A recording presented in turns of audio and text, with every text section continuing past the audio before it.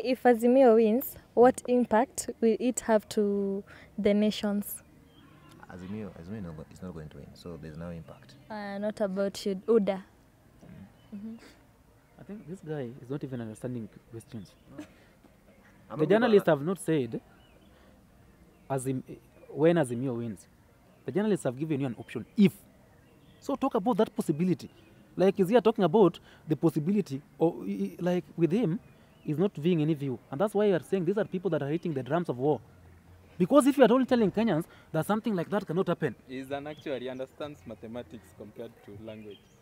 that's what I'm saying. Like, but we are now here to talk to Kenyans. Like, the question was if. Okay. For example, if Azimio wins, in my view, which I'm confident, because I support them, that they're going to win, Are you sure you support we Azimio? are going. My question.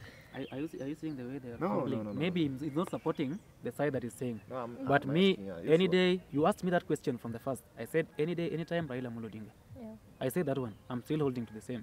So, if Azimio La Umoja One Kenya coalition wins today the elections, the manifesto are there. Those are what we talk about as an impact. That's why I said, this is my contractual agreement with you. Raila have offered, in contract we have offering and acceptance. Raila have given an offer to Kenyans. We are now persuading Kenyans to make acceptance to that offer. If Kenyans make acceptance to that offer, what Raila gave them as a contractual agreement will be judged for us.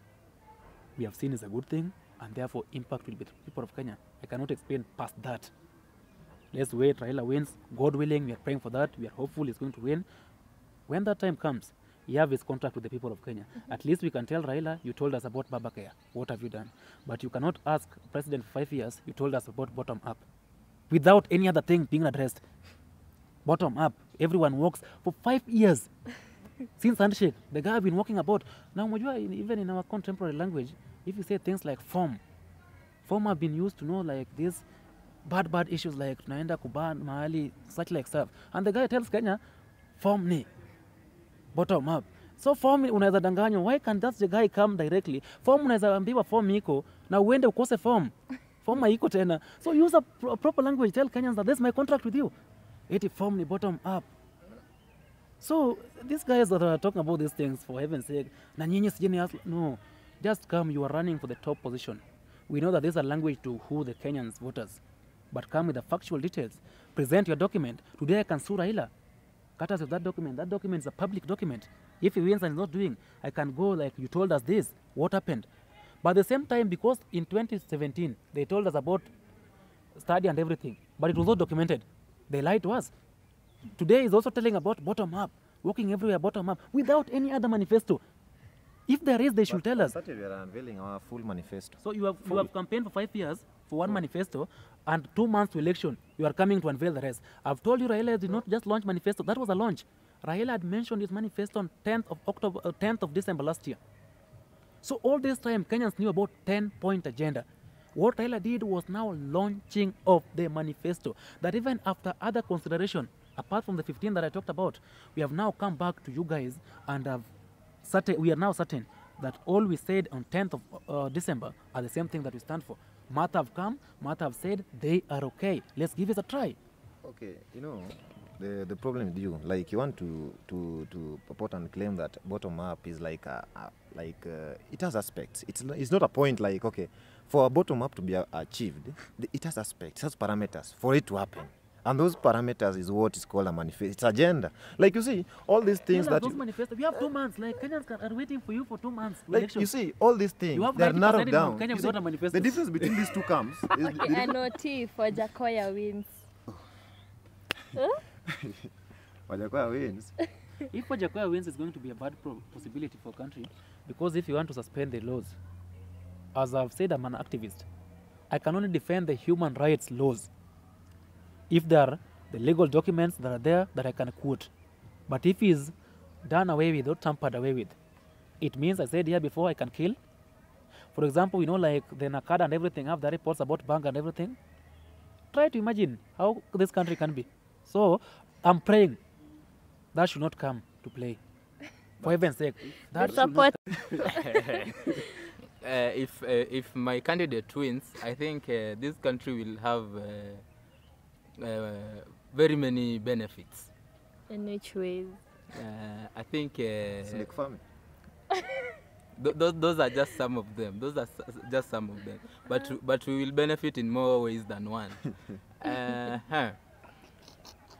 think on 2nd of next month we will be launching our manifesto, and we will put everything clear to everyone, every Kenyan, so that they can see our projects, our agendas that we have for this country.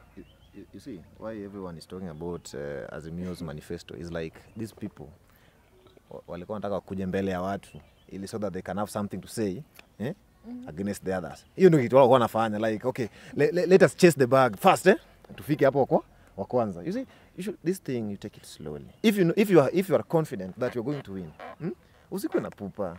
This is politics. Usikwe na pupa. If you are sure that relax, utashinda. That's why my president to be of Republic of Kenya, William Ruto, ametulia, a very relaxed man. He's still meeting the people. Ruto is not doing rallies. After declared to run for presidency, the guy is still having some meetings with these people. How should economical reforms be achieved? Not that this bottom up. It was just something. You see, these two camps. There's one for liberation and revolutionary reforms, and there's one for economical reforms. These two, Martha and Baba, they are revolutionaries. These people have liberated this country. We don't dispute that. And we agree. I agree. These people fought for the second liberation, and we enjoyed the fruit.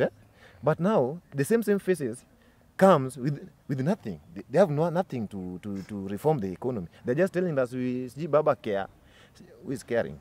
But now you see, now you see. When he was fighting for revolution, he was caring for Kenyans. So I can certain Baba cares. I have no doubt over that.